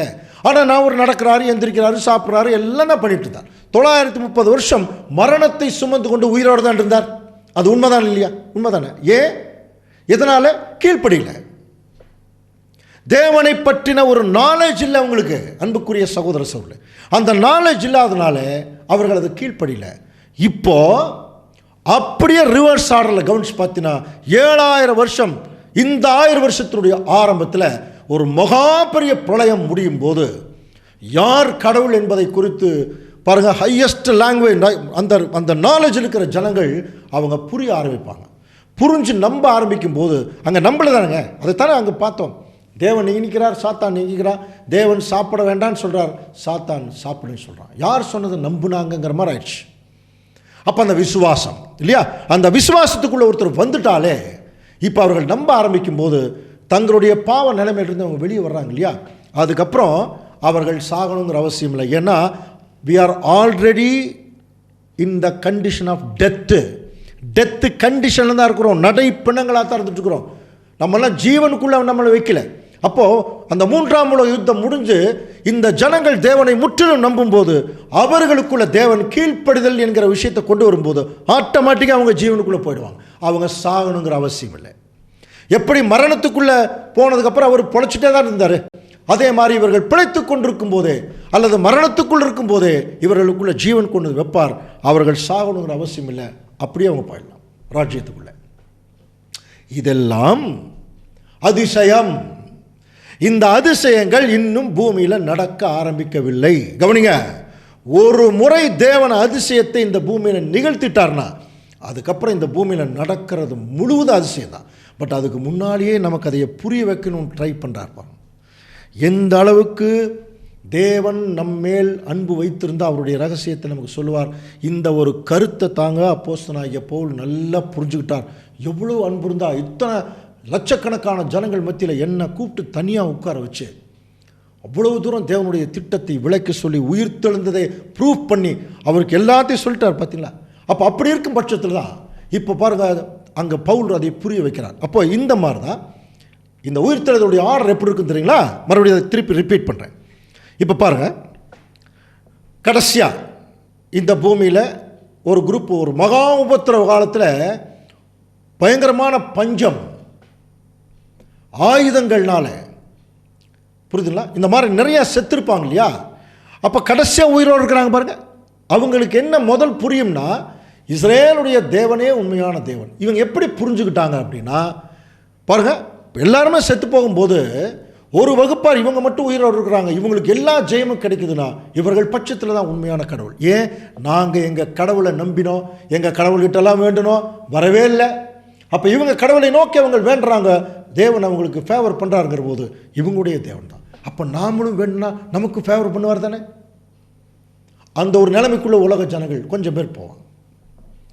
இப்போ அவங்களுக்கு என்ன ஸ்டேஜில் இருப்பான்னா, புரியுதுங்களா, இஸ்ரேல் தேவனுடைய தேவனே உண்மையான தேவன் அப்படின்னு ஒரு ஸ்டேஜ் இவங்க வந்து எந்த நாலேஜில் ஹையஸ்ட் நாலேஜ் இருக்கிறாங்க. அடுத்தது இப்போ யார் உயிர்த்தெழுந்து வருவாங்க அப்படின்னா, இவங்களுக்கு முன்னால் ஜஸ்ட் செத்து போனாங்க பாருங்கள். இப்போ இவங்க உயிரோடு இருக்கிறாங்க, இவங்களுக்கு முன்னாடி கண்களுக்கு முன்னாடியே ஜஸ்ட் செத்து போனாங்க பாருங்கள். அவங்க எப்படி செத்துருப்பாங்க தெரியுமா? அவங்க எதெல்லாம் நம்பினாங்களோ அவங்க கைவிடும் போது ஐயோ எங்களுக்கு வேற நாதி இல்லையான்னு செத்துருப்பாங்க. கவனிக்கிறீங்களா? அவங்க நம்பினது எல்லாமே அவங்களை ஏமாத்திருக்கும். அப்படி இருக்கிற ஜனங்கள் அப்படி செத்து இருக்கும்போது அவர்களை முதல்ல, அதான் ரிவர்ஸ் ஆடுறாங்க, யார் கடைசியாக செத்தார்களோ அவர்களை முதல்ல கொண்டு வந்து தேவன் மறுபடியும் உயிர்த்தெழுப்புறான். அப்படி உயிர்த்தெழுப்பும் போது அவர்கள் எந்திரிக்கும் போதே ஒரு கலவரத்தோடு தான் எந்திரிப்பாங்க. ஏன்னா செத்தது அந்த மாதிரி கலவரத்துடைய மைண்டில். இப்போ உயிர்த்தெழுந்து வரும்போது இப்போ ஏற்கனவே எஞ்சி இருக்கிறவங்க கிட்ட இவங்க என்ன சொல்லுவாங்கன்னா, நீங்கள் உயிர்த்தெழுந்து வந்திருக்கிறீங்க, இதனுடைய சூழ்நிலை என்ன, நீங்கள் நம்பின கடவுளெல்லாம் உங்களை ஏமாத்திருச்சு பாருங்கள், உண்மையான கடவுள் இவர் தான் பாருங்கள், அவர் தான் உங்களை உயிர்த்தெழுப்பியிருக்கார் என்று சொல்லும்போது உயிர்த்தெழுந்த ஆசீர்வாதமான நிலைமையை முதல்ல அவங்க நம்புறதுக்கே ரொம்ப ரொம்ப ஆச்சரியமாக இருக்கும். அதுக்கப்புறம் தேவனுடைய அன்பை பெற்றுக்கொள்வார்கள். அப்போ அவங்க என்ன முடிவுக்கு வருவாங்கன்னா, அப்போ இதை குறித்து யார்கிட்டையெல்லாம் நம்ம சொல்லணும், ஏன்னா இது மகா பெரிய ஒரு ஆசீர்வாதத்தை தேவன் கொடுத்துருக்கார், யார்கிட்ட சொல்லணும் அப்படின்னு நினைக்கும் போது அதுக்கு முன்னாடி இறந்தவர்கள் எந்திரிச்சு வருவாங்க. இந்த ஆர்டரில் தான். இது எத்தனை நாள் எப்படி அப்படிங்கிறதெல்லாம் தெரியாது, அதுக்கு தேவன் வேற எங்காவது சப்ஜெக்ட் வச்சுருக்கலாம். ஆனால் இந்த ஆர்டரில் எந்திரிச்சு வரும்போது கடைசியாக தான் யார் வருவாங்க அப்படின்னா, ஆதாம் எந்திரிச்சு வருவாராம். ஆதாமும் ஏவாளும் எந்திரிச்சு வரும்போது இந்த உலகமே ஜனங்களால் நிரப்பப்பட்டிருக்கும். அன்புக்குரிய சகோதர சொல்லே, ஆதாம் அப்புறம் என்ன புரியும்னா, தேவன் முதல் ஆதாம் கூட்டி சொன்னார், நீங்கள் பலுகி பெருகி பூமி எங்கும் நிரப்புங்கள். இப்போ அதை நினைவு கூறுவாராம் ஆதாம். ஓ, இதுக்கு தான் தேவன் இவ்வளோ பெரிய திட்டம் வச்சுருக்காராம். அதுக்கப்புறம் அவருக்கு தேவ திட்டத்தை புரிய வைக்கிறதுக்கு பல நாட்கள் அவசியம் இல்லை. கண்ணு முன்னாடி பலுகி பெருகி பூமியை நிரப்புங்கள் வந்துருச்சு இல்லையா? அப்போது ஆதாமும் தேவனுடைய அந்த ஒரு மகா பெரிய ஒரு கருணையை அங்கே உணர்ந்து கொள்ளுவார். அப்போ எல்லாருமே தேவனை புகழக்கூடிய ஒரு காலப்பகுதிக்குள்ளே வந்துடுவாங்க. அன்புக்குரிய சகோதரர்களே, இப்படிப்பட்ட ஒரு ஆச்சரியமான விஷயம் இந்த பூமியில் நடக்கணும்னா அதற்கு இதை நடத்த போகிற ஆண்டவர் இயேசு கிறிஸ்து இந்த பூமியில் முதல்ல உயிர்த்தெழ வேண்டும். இவ்வளவு தூரம் பேசணும். இப்போ அவர் உயிர்த்தெழுந்து வரணும். அதுக்கப்புறம் எப்படி ஆதாமுக்கு அப்புறம் ஏவாள் வந்தாங்களோ அந்த மாதிரி ஆண்டவர் இயேசு கிறிஸ்துவுக்கு அப்புறம் அவருடையவர்கள் அவருடைய திருச்சபை இந்த பூமியில் உயிர்த்தெழணும். ஸோ இதைத்தான் நம்ம 1 தெசலோனிக்கர் 4:16 நம்ம படிக்கிறோம். கர்த்தர் தாமே ஆரவாரத்தோடும் பிரதான தூதனுடைய சத்தத்தோடும் தேவ எக்காலத்தோடும் வானத்திலிருந்து இறங்கி வருவார். அப்பொழுது கிறிஸ்துவுக்குள் மரித்தவர்கள், இதுவே கொரிந்தியரில் பார்க்கும்போது அவருடையவர்கள் யார்? கிறிஸ்துவுக்குள் மரித்தவர்கள் முதலாவது எழுந்திருப்பார்கள். அடுத்தது, பின்பு உயிரோடு இருக்கும் நாமும் கர்த்தருக்கு எதிர்கொண்டு போக மேகங்கள் மேல் அவர்களோட கூட ஆகாயத்தில் எடுத்து கொள்ளப்பட்டு, பரலோகத்தில்ங்கிற வார்த்தையில் கொஞ்சம் கவனிக்கலாம். அப்போ இந்த வசனங்களுக்கு 2ஆம் வருக சப்ஜெக்ட்லேயே நிறைய விளக்கம் பார்த்துட்டோம். இப்போ 2 வகுப்பார் திருச்சபையை 2ஆக பிரியுது. ஒன்று, இயேசு கிறிஸ்து வந்ததுக்கப்புறம் உயிர்த்தெழுந்த திருச்சபை, குளோரிஃபைட் சர்ச்சு. அப்போஸ்தலனாகிய பவுல் போன்றவர்கள் இப்போ எங்கே இருக்காங்க?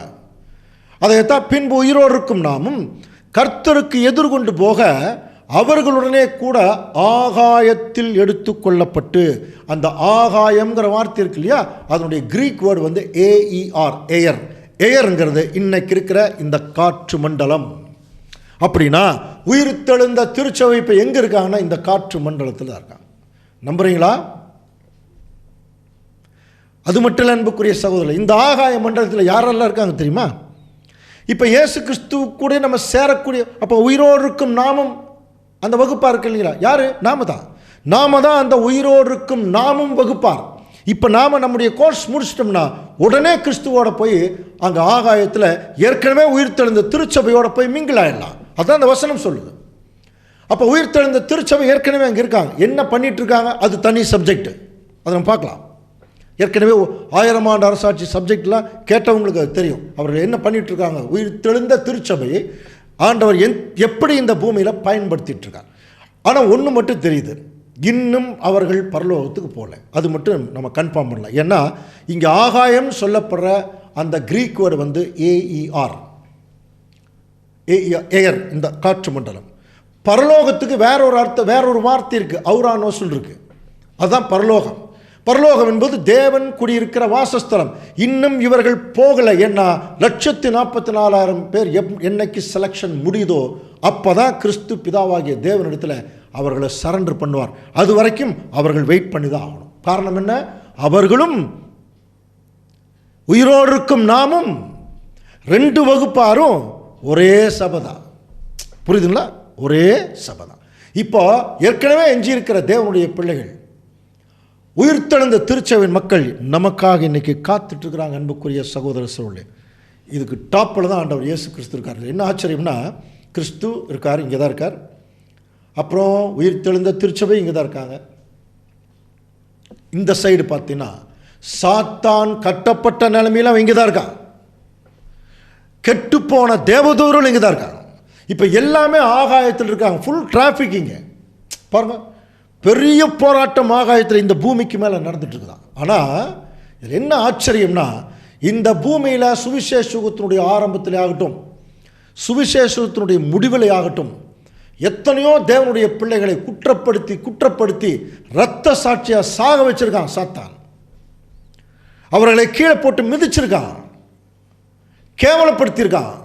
அத்தனை ஜனங்களும் 144,000 பேர்த்துடைய அங்கங்கள் இப்போ அவனுக்கு மேலே போய் உட்காந்துருக்காங்க. இதுதான் ரொம்ப ஆச்சரியம். கெட்டுப்போன தேவதூர்களும் அவங்களுக்கு கீழே தான் இருக்காங்க. இப்போ இயேசு கிறிஸ்து எல்லாவற்றையும் மேலிருந்து ஆர்கனைஸ் பண்ணுறார்.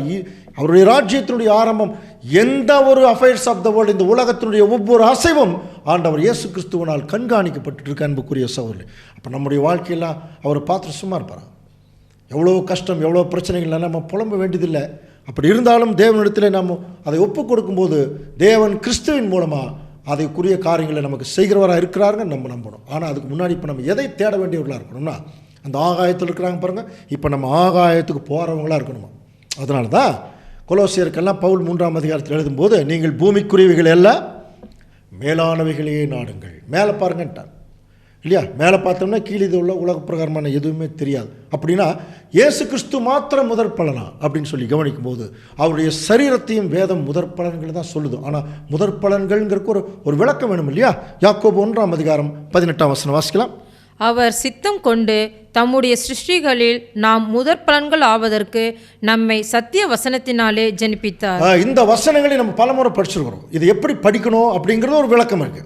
அவர் சித்தம் கொண்டு தம்முடைய சிருஷ்டிகளில், அப்படின்னா தன்னுடைய எல்லா சிருஷ்டி என்டையர் கிரியேஷனில் நாமம் என்பது நாம தான் முதற் பலன்கள் ஆவதற்கு, ஃபர்ஸ்ட் ஃப்ரூட்ஸ், நம்மை சத்திய வசனத்தினாலே ஜனிப்பித்தார் இல்லையா? இந்த வசனத்தை எப்படி படித்தா புரியும்னா, யாரெல்லாம் சத்திய வசனத்தினாலே ஜனிப்பிக்கப்படுகிறார்களோ, யாரெல்லாம் சத்திய வசனத்தினாலே உருவாக்கப்படுகிறார்களோ அவங்க தாங்க பிதாவாகிய தேவனுக்கு முதற் பலன்கள். இங்கே சத்திய வசனத்திலேயே நம்ம உருவாக்கணும். வசனத்துக்கு கீழ்ப்படிஞ்சுட்டே போகணும். வசனம் என்ன சொல்லுதோ அப்படியே உருவாயிடணுமா. நான் சாந்தமும் மனத்தாழ்மையுமா இருக்கிறேன் ஆண்டவர் சொன்னார். கடைசி வரைக்கும் அதே மாதிரி இருந்தார் பாருங்க. கண்ணுக்கு கண் பல்லுக்கு பல், அதை நிறைவேற்றினார். இன்னொரு பக்கம் ஒரு கண்ணத்தில் அறைந்தால் மறு கண்ணத்தை காட்டினார். நிறைய படிச்சிருக்கிறோம். ஆண்டவர் இயேசு கிறிஸ்து தான் என்ன வார்த்தைகள் எல்லாம் இந்த பூமியில் சொன்னாரோ அந்த வார்த்தைக்கு முதல் சாட்சி ஆண்டவர் இயேசு கிறிஸ்து தான். அதே மாதிரி தாங்க திருச்சபையும். அப்போஸ்தலனாகிய பவுல் மாதிரி ஒரு மோசமான நிலைமையில் இருந்தவங்கெல்லாம் பாருங்கள், அவர்களாம் இந்த சத்தியத்துக்குள்ளே வந்ததுக்கப்புறம் அப்படியே தங்களை, அதனால தான் போன வாரம் நம்ம பார்த்தோம், அப்போஸ்தலனாகிய பவுலுக்குள்ளே ஒரு சிங்கம் இருந்தது. தேவன் அவருக்குள்ள ஒரு ஆட்டுக்குட்டியை கண்டுபிடிச்சார். அந்த ஆட்டுக்குட்டியை வெளியே கொண்டு வந்தோடனே சிங்கத்தை புதைச்சிட்டு ஆட்டுக்குட்டியாக மாறினார். அதே மாதிரி தான் திருச்சபையும். ஒவ்வொரு வசனமும் நம்மளை வழி நடத்துது. ஒவ்வொரு வசனமும் நம்மளை உருவாக்குதான். மயிரை பின்னி பொன்னாபரணங்களை அணிவிக்கிற அந்த புறம்பான அலங்கரிப்பு நமக்கு அலங்காரமாயிராமல், சாந்தமும் அமைதலுமாயிர இருதயத்தில் மறைந்திருக்கிற குணமே படிச்சிருக்கோமா இல்லையா? எவ்வளவு நல்ல குணலட்சணங்கள் தேவன் நமக்கு ஃபாலோ பண்ண சொன்னால், நிறைய சந்தர்ப்பங்களில் நம்ம உலகத்தில் கூட அதிகமாக ஒட்டி போகிற பாருங்க. அதுதாங்க பிரச்சனையே. நிறைய பேர் சத்தியத்துக்கு இருந்துட்டு உலகத்தோட ஒட்டி போகும்போது தான் உலகத்திற்குரிய அசிங்கமெல்லாம் உள்ளே கொண்டு வந்துடுறான். அப்போ அந்த உண்மையான கேரக்டர் காட்ட முடியறதில்லை. அந்த பொறுமை, அந்த சகிப்புத்தன்மை, தேவன் காட்டக்கூடிய அந்த ஒரு நல்ல ஒரு அன்பு பாசம் காட்ட முடியறதில்லை. காரணம் என்ன? சத்திய வசனத்தினாலே அந்த ஜனங்கள் உருவாக்கப்படுறதில்லை. நம்ம அப்படி இல்லை. சத்திய வசனம் ஒரு விஷயத்தை இன்றைக்கி சொல்லி வச்சுன்னு இன்றைக்கி அப்படியே கீழ்ப்படிச்சுட்டு போயிடணும். ஏன்னா சாதாரண அழைப்புக்குள்ளே நம்மளை கூப்பிடல அன்புக்குரிய சகோதர சகோதரி. எங்கே உட்கார வைக்க போகிறார் வாசிக்கலாம் பாருங்கள். எபேசியர் 2ஆம் அதிகாரம் 7ஆம் வசனம். கிறிஸ்து இயேசுவுக்குள் நம்மை அவரோடே கூட எழுப்பி உன்னதங்களிலே அவரோடே கூட உட்காரவும் செய்தார். அவரோடே கூட எழுப்பி 2000 வருஷம் கழிச்சு, ரொம்ப முக்கியம், அவரோடே கூட எழுப்பி உன்னதங்களில் அவரோடே கூட உட்காரவும் செய்தார். உட்காரவும் செய்தார். ஏற்கனவே நடந்த மாதிரியே பவுல் எழுதியிருக்கார். அப்படின்னா எந்த அளவுக்கு தேவனுடைய திட்டத்தில் திருச்சபைக்கு ஒரு பெரிய பங்கு இருக்குங்கிறத பவுல் நன்றாக உணர்ந்தவர். அதனால தான் எல்லாத்தையும் விட்டுட்டு வந்துட்டார் பாருங்க. அது மட்டும் இல்லை அன்புக்குரிய சகோதரர், இது எவ்வளோ பெரிய ரகசியம் என்பதை பவுல் புரிய வைக்கிறதுக்கு ட்ரை பண்ணுறார் பாருங்க. கொலோசியர் 1ஆம் அதிகாரம் 25ஆம் வசனம். ஆதி காலங்களுக்கும் தலைமுறைகளுக்கும் மறைவாயிருந்து இப்பொழுது அவருடைய பரிசுத்தவான்களுக்கு வெளியாக்கப்பட்ட ரகசியம் சொல்கிறார். ஆதி காலம் முதல் ஆபிரகாமுக்கு தெரியுமா வானத்து நட்சத்திரம்ங்கிறது பரலோக ஆசீர்வாதம், பூலோக ஆசீர்வாதம் தெரியுமா? தெரியாது. ஈசாக்குக்கு தெரியுமா? யாக்கோபுக்கு தெரியுமா? மோசேக்கு தெரியுமா? தான் வழிநடத்த போகிற பரம கானான்கிற பரலோக ராஜ்யத்தின் நிழல் மோசேக்கு தெரியாது. சாதாரண கானான் தேசத்தை நோக்கி போய்கிட்டோம். அப்போது பழைய ஏற்பாட்டு கால பரிசுத்தவான்களுக்கே இந்த ரகசியம் மறைக்கப்பட்டது. ஆண்டவர் இயேசு கிறிஸ்துவுக்கு அப்புறம் இப்போ நம்மளை பரிசுத்தவான்கள்னு கூப்பிட்டு நம்பி இந்த ரகசியத்தை சொல்கிறார். இந்த ரகசியம் எதுக்குள்ளே இருக்குது தெரியுங்களா? பாருங்கள், பரிசுத்தவான்களுக்கு வெளியாக்கப்பட்ட ரகசியமாகிய தேவ வசனத்தை பூரணமாய் தெரியப்படுத்துகிறதற்கும். நல்லா கவனிக்கலாமா? அப்படின்னா இன்னைக்கு இந்த ரகசியம் சில நேரங்களில் தேவனுடைய பிள்ளைகளுக்கே ரகசியமாக இருக்குதான். ஏன்னு சொல்லுங்க. தேவனுடைய பிள்ளைகளுக்கே இன்னும் இது ரகசியமாக இருக்கு. அந்த உயிர்த்தெழுதல் ஆகட்டும், வேறு எந்த சப்ஜெக்ட் ஆகட்டும். ஏன் ரகசியமாக இருக்குன்னா, இந்த ரகசியத்தை ஏற்கனவே பைபிள் வசனத்தில் வச்சுருக்கார். நம்ம தான் நிறைய படிக்கிறது இல்லையே, வசனங்களை அதிகமாக கவனிக்கிறது இல்லை, அதுக்கு முக்கியத்துவம் கொடுக்கறது இல்லையா?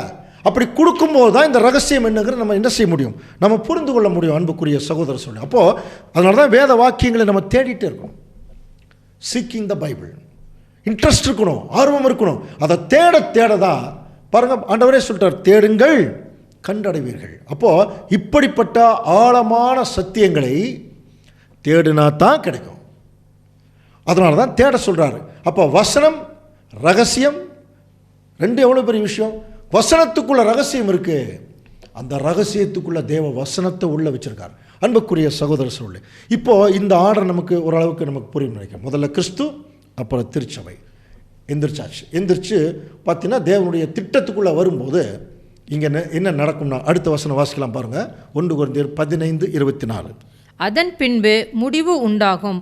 அப்பொழுது அவர் சகல துரைத்தனத்தையும் சகல அதிகாரத்தையும் வல்லமையையும் பரிகரித்து தேவனும் பிதாவுமா இருக்கிறவருக்கு ராஜ்யத்தை ஒப்பு கொடுப்பார். இப்போ பார்த்துங்க, 1 கொரிந்தியர் 15ஆம் அதிகாரம் 23ஆம் வசனத்துக்கு அடுத்தது 24 இருக்கு இல்லையா? இந்த வசனம் தேவனுடைய திட்டத்தினுடைய ஆர்டரில் இங்கே வராது, இது கடைசியில் வரும். அதனால் இந்த வசனத்தை நமக்கு பின்னாடி நம்ம தியானிப்போம். புரியுதுங்களா? ஏன் அப்படின்னா, இப்போ தான் இயேசு கிறிஸ்து உயிர்த்தெழுந்த பரிசுத்தவான்கள் வச்சு உட்கார்ந்துருக்கார். ராஜ்யம் ஆரம்பிச்சிருக்குன்னு வச்சுங்க. ஆரம்பித்தோடனே முடிவு வந்துடுமா? வராது இல்லையா? அப்போ முடிவு எப்போ வரும்? அப்போ இப்போ ஆரம்பிச்சாச்சு, இப்போ என்ன பண்ணிட்டு இருக்கார் அது வேணும் இல்லையா? என்ன பண்ணுறாருன்னா 1 கொரிந்தியர் 15 அடுத்த வசனம் 25ஆம் வசனம் பாருங்க. இப்போ ஆண்டவர் இயேசு கிறிஸ்துடைய முக்கியமான வேலை, எல்லா சத்துருக்களையும் தமது பாதத்திற்கு கீழாக்கி போடும் வரைக்கும் அவர் ஆளுகை செய்ய வேண்டியது. எல்லா சத்துருக்களையும், இந்த இடத்துல தமது பாதம் அப்படிங்கிறத நம்ம கமெண்டேட்டர்ஸ் என்ன எழுதுறாங்கன்னா, பிதாவாகிய தேவனுடைய பாதத்துக்கு கீழாக்கணும். அதுதான் 1000 ஆண்டு அரசாட்சியினுடைய முக்கியமான நோக்கங்கள் ஒன்று, பரிசுத்தப்படுத்துறது ஒரு நோக்கம். புரியுது? அப்போ 1000 ஆண்டு அரசாட்சியில் எல்லா சத்துருக்களையும் ஆண்டவர் இயேசு கிறிஸ்து என்ன செய்யணும், தன்னுடைய கட்டுப்பாட்டுக்குள்ளே கொண்டு வந்து அதைய தேவனுடைய பாதத்துக்கு கீழே கொண்டு வந்துடணும். அதுக்கு தான் ஆண்டவர் இயேசு கிறிஸ்துவுக்கு தேவன் அந்த 1000 வருஷ அரசாட்சியை அங்கே கொடுத்துருக்கார். அப்போ பிதாவாகிய தேவனுடைய பாதத்துக்கு கொண்டு வரணும்னா இப்போ எல்லாம் சுற்றிலும் சத்துருக்கள் தான். இப்போ சத்துருக்கள் மத்தியில் ஒரு இரக்கம் காட்டி ஆட்சியெல்லாம் பண்ண முடியாது. கவனிக்கிறீங்களா? சொன்ன யாரும் கேட்க மாட்டாங்க. அதனால தான் ஆண்டவர் இயேசு கிறிஸ்துடைய 1000 ஆண்டு அரசாட்சியை பற்றி பைபிள் என்ன சொல்லுதுன்னா, வெளிப்படுத்தல் 2ஆம் அதிகாரம் 27ஆம் வசனம் பாருங்க. அவன் இருப்பு கோலால் அவர்களை ஆளுவான். பாருங்க, அயன் கவர்மெண்ட், அயன் ரூல். அதனால தான் இன்றைக்கி ராஜ்யங்கள் எல்லாம் தயவுதாட்சணியம் இல்லாமல் அந்த ஒரு அழிவுக்குரிய நிலைமைக்குள்ளே போயிட்டுருக்கு. அது ஒன்று. இன்னொரு முக்கியமான விஷயம், சங்கீதம் 110 சங்கீதத்தில் ஆண்டவர் இயேசு கிறிஸ்துவை பற்றி அவருடைய ராஜாவை வரும்போது பாருங்கள், 110:1-2 வாசிக்கலாம் பாருங்கள். கர்த்தர் என் ஆண்டவரை நோக்கி, நான் உம்முடைய சத்துருக்களை உமக்கு பாதப்படியாக்கி போடும் வரைக்கும் என் வலது பாசத்திலே உட்கார். இப்போ தேவன் எல்லா சத்துருக்களையும் ஆண்டவர் இயேசு கிறிஸ்துடைய அவருடைய பாதத்துக்கு கீழே போடுற வரைக்கும் நீங்கள் வலது பாசத்தில் உட்காருன்னா ஆட்சி பண்ணுங்கன்னு அர்த்தம், த ரைட் ஹேண்ட். அப்போது நீர் என்னுடைய வலது பாசத்தில் உட்காரும் என்று அவர் சொல்கிறாருன்னு சொல்லிட்டு, நீர் உம்முடைய சத்துருக்களின் நடுவே ஆளுகை செய்யும். இன்றைக்கி அதுதான் நடந்துட்டு இருக்கு. ஆண்டவர் இயேசு கிறிஸ்து திடீர்னு உள்ள வந்துட்டார். இங்கே சாத்தானும் அவருக்கு சத்துருக்களும் நிறைய இருக்கிறாங்க. சத்துருக்களின் மத்தியில் ஆண்டவர் இயேசு கிறிஸ்து ஆட்சி பண்ணுறார். என்ன பண்ணணும்? இவங்களை எல்லாம் கண்ட்ரோலில் கொண்டு வரணும். அதுதானே சத்தியம். அப்போது பாரு, எல்லா சத்துருக்களையும் பிதாவாகிய தேவனுடைய பாதத்துக்கு கீழாக்கி கொண்டு வர வரைக்கும் ஆண்டவர் இயேசு கிறிஸ்து என்ன செய்கிறார்னா அந்த அயன் ரூல் அவர் வச்சிருப்பார். ஸோ இந்த அயன் ரூல் தான் இப்போ என்ன ஆகிட்டுருக்கு, நடந்து கொண்டிருக்கிறது அன்புக்குரிய சகோதர சகோதரி. அப்போ 1000 ஆண்டு அரசாட்சியுடைய அந்த முடிவில் என்ன நடக்கும்? நம்ம நிறைய ஒரு உவமை கூட பார்த்துருக்கோம் இல்லையா? எல்லா ஜனங்களும் கூட்டி சேர்க்கப்படுவார்கள், வெள்ளாடு செம்மறியாடாக பிரிப்பார். இது ஒரு பக்கம் இருக்கக்கூடிய ஒரு சத்தியம். அதைவே வேறு மாதிரி சொல்லும்போது, ஆதாம் ஏவாள் ஏதேன் தோட்டத்தில் என்ன நிலைமையில் இருந்தார்களோ அந்த நிலைமைக்கு டோட்டல் சந்ததியே கொண்டு வந்து தேவன் நிறுத்திடுவார். ஒரே ஒரு வித்தியாசம், அங்கே ஆதாம் ஏவாள் இருக்கும்போது அங்கே சாத்தான் இருந்தான். இப்போ தேவன் என்ன செய்கிறார்னா சாத்தானை கட்டிடுவார். இப்போ ஒட்டுமொத்த உலக ஜனங்களும் அங்கே வந்து நின்று சேம் டெஸ்ட்டுக்குள்ளே வரணும். அங்கே சாத்தான் இருக்க மாட்டான். சாத்தான் இருக்க மாட்டாங்கிற போது சாத்தான் இல்லாமல் அவனுடைய மைண்டுக்குள்ளே ஒரு வகுப்பார் போகிறாங்க பாருங்கள், அவங்க தான் இந்த வெள்ளாடு வகுப்பார். கவனிங்க, அவன் ஏற்கனவே சாத்தான் மைண்டட் பீப்புள் ஆகிருப்பாங்க, வெளியே தெரியவே தெரியாதான். அதுக்கு நம்ம 1000 ஆண்டு அரசாட்சி சப்ஜெக்டில் படிச்சுருக்கிறோம். கடைசியில் தேவன் அதை வெளிப்படுத்தும் போது அவங்களுக்கு தேவன் சாத்தானோடு சேர்ந்து ஒரு 2ஆம் மரணம்ங்கிற ஒரு அழிவை அங்கே கொடுத்துட்றார். ஆனால் செம்மறியாடுகள் போல் இருக்கிற ஜனங்களை, வாருங்கள் என் பிதாவினால் ஆசீர்வதிக்கப்பட்டவர்களே, என்னால் அப்படின்னு அவர் சொல்லலை. அப்போ என்ன, அவர்கள் எல்லாம் இப்போ பிதாவாகி தேவன் கையில் ஹேண்ட் ஓவர் பண்ணிடுவார். தேவன் ஆண்டவர் இயேசு கிறிஸ்து, என் பிதாவினால் ஆசீர்வதிக்கப்பட்டவர்களே ராஜ்யத்தை சுதந்திரித்துக் கொள்ளுங்கள். அப்படின்னா இந்த 1000 ஆண்டு அரசாட்சியினுடைய முடிவில் எல்லா சத்துருக்களும் பிதாவாகிய தேவனுடைய கட்டுப்பாட்டுக்குள்ளே ஆண்டவர் இயேசு கிறிஸ்து கொண்டு வந்துடுவார். என்ன ஆச்சரியம்னா, நமக்கு நல்லா தெரியும் அந்த சத்தியத்தில் கடைசியாக இப்போ நம்ம செத்துட்டு இருக்கிறது முதல் மரணம், அதை எடுத்துருவார். 2ஆம் மரணம் பின்னாடி இருக்குது, அதை எடுத்துருவார். ஆனால் இந்த 2ஆம் மரணத்தை தேவன் அழிப்பதற்கு முன்பாகவே, புரியுதுங்களா, சாத்தானை என்ன பண்ணிடுவார்னா அந்த 2ஆம் மரணத்துக்குள்ளே கொண்டு போயிடுவார். சாத்தானை முதல் அழிச்சார். அதனால தான் வசனம் எப்படி இருக்குது, பரிகரிக்கப்படும் கடைசி சத்ரு மரணம் இருக்கு பாருங்கள், பரிகரிக்கப்படும் கடைசி சத்ரு மரணம். அப்போ எந்த மரணத்தை குறித்து ஒரு சொல்கிறாருங்கிறதும் ஒரு பெரிய ஒரு டிபேட்டாக இருக்குது. நமக்கு கமெண்ட்ரியில் மூத்த சார்புலாம் நமக்கு நிறைய விஷயங்கள் சொல்லியிருக்காங்க. பரிகரிக்கப்படும் கடைசி சத்ரு. அப்போ எந்த மரணத்தை இப்போ ஆண்டவர் இயேசு கிறிஸ்து பரிகரிச்சிருக்காருன்னா, இப்போ நம்ம எல்லாம் செத்துட்டு இருக்கிறோம் இல்லையா, இந்த மரணத்தை தான் தன்னுடைய ஈடு பலியின் மூலம் ஆண்டவர் இயேசு கிறிஸ்து என்ன பண்ணியிருக்காருன்னா பரிகரிச்சிருக்கார்.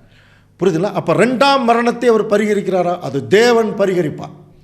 அதனால் தேவன் கையில் ஹேண்ட் ஓவர் பண்ணும்போது தான் வெளிப்படுத்தல் 21ஆம் அதிகாரம் 4ஆம் வசனம் பாருங்கள், அவர்கள் கண்ணீர் யாவையும் தேவன் துடைப்பார், இனி மரணமும் இல்லை. அப்படின்னா இவர் சொல்கிறதுக்கு அப்புறம் மரணம் இருக்காது. அப்போ 2ஆம் மரணம் இருக்காது, துக்கமும் இல்லை, அலறுதலும் இல்லை, வருத்தமும் இல்லை, எல்லாம் என்ன ஆயிரும், ஒழிந்து போயின. அப்போ இனி மரணம் இல்லைன்னு அவர் சொல்கிறது எதை குறிச்சுன்னு சொல்லும்போது ஆடமிக் டெத்துன்னு சொல்கிறார். புரியுதுங்களா? அதாவது ஆதாமின் நிமித்தம் வந்த அந்த மரணத்தை அவர் வந்து சொல்கிறார். அப்போ 2ஆம் மரணம் இல்லையா, இல்லை என்பது தான் மூத்த சாருடைய கருத்து. ஆனால் பைபிள் என்ன சொல்லப்பட்டிருக்கு, பரிகரிக்கப்படும் கடைசி சத்ரு மரணம். கவனிக்கிறீங்களா? அப்படின்னா இந்த 2ஆம் மரணம் இருக்குது பாருங்கள். அப்போ அந்த 2ஆம் மரணம் தண்டனை இல்லையா,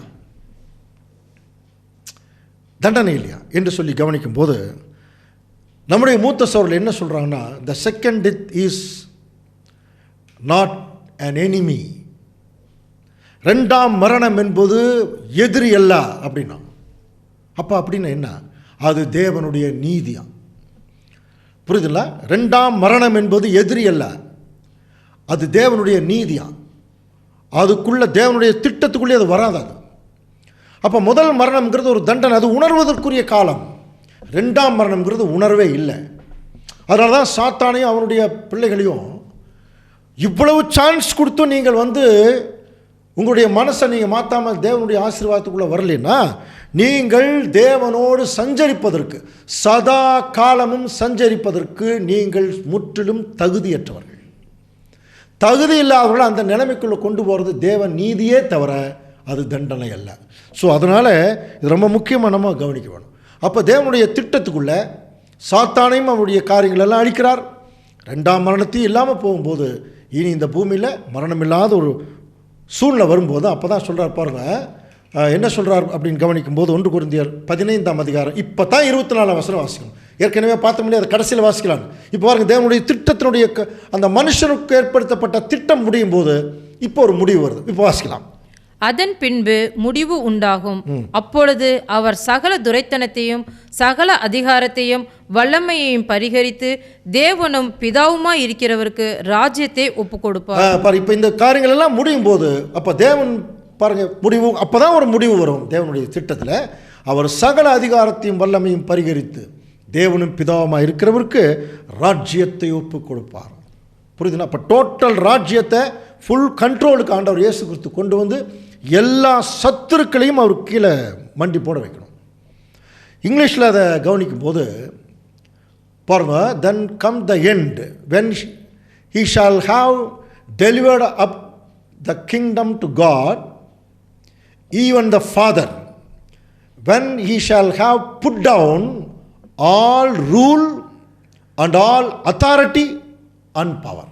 கவனிக்கலாம் பாருங்க, then come the end when he shall delivered up to the kingdom to God even the Father, when he shall have put down all rule and all authority and power. பாருங்க, ரூல், அதிகாரம், வல்லமை எல்லாம் தேவன் இயேசு கிறிஸ்து கொடுத்துருக்கார் 1000 ஆண்டு அரசாட்சி முடிகிற வரைக்கும். இப்போ இயேசு கிறிஸ்து என்ன செய்கிறார்னா அப்படியே அதை தேவனுக்கு கொடுக்குறார். இது என்ன ஆச்சரியம்னா, பிதாவாகிய தேவன் ஆண்டவர் இயேசு கிறிஸ்துக்கு பாதத்துக்கு கீழே எல்லாத்தையும் கொடுக்குறாரு 1000 ஆண்டு அரசாட்சி முழுவதும். இப்போ முடியும் போது இயேசு கிறிஸ்து என்ன செய்கிறார்னா எல்லாத்தையும் பிதாவாகிய தேவனுடைய பாதத்துக்கு கொடுக்குறார். இவர் அவர்கிட்ட ஒப்படைக்கிறார், அவர் இவர்கிட்ட ஒப்படைக்கிறார். எவ்வளோ அருமையான ஒரு அன்பு, ஒரு கோஆர்டினேஷன் பாருங்க. ஒருவருக்கொருவர் விட்டு கொடுக்கிறதுங்கிறது தான் தேவனும் கிறிஸ்துவும் அதை செய்து காட்டிருக்கும் போது அவரை தெய்வமாகவும் ஆண்டவர் இயேசு கிறிஸ்துவை தலையாகவும் கொண்ட தேவனுடைய பிள்ளைகள் எந்த அளவுக்கு அதை விட்டு கொடுக்குற ஒரு ஒரு ஒரு மனப்பான்மை இருக்கணும். இதெல்லாம் தாங்க இப்போ இதெல்லாம் பார்த்துட்டு ஆச்சரியப்படுறதுக்காக இல்லை, இந்த கேரக்டரில் நம்முடைய குணநட்சத்திரத்தில் வரும். இந்த மாதிரி ஒரு விஷயத்தை ஊர்ஜிதப்படுத்துவதற்கு ஏசாயா தீர்க்கதரிசியிலேயே ஒரு வசனம் இருக்குது. நிறைய வசனம் இருக்குது, பட் ஒரு வசனத்தை மட்டும் நம்ம எடுக்கலாம். ஏசாயா 40ஆம் அதிகாரம் 3ஆம் வசனம்.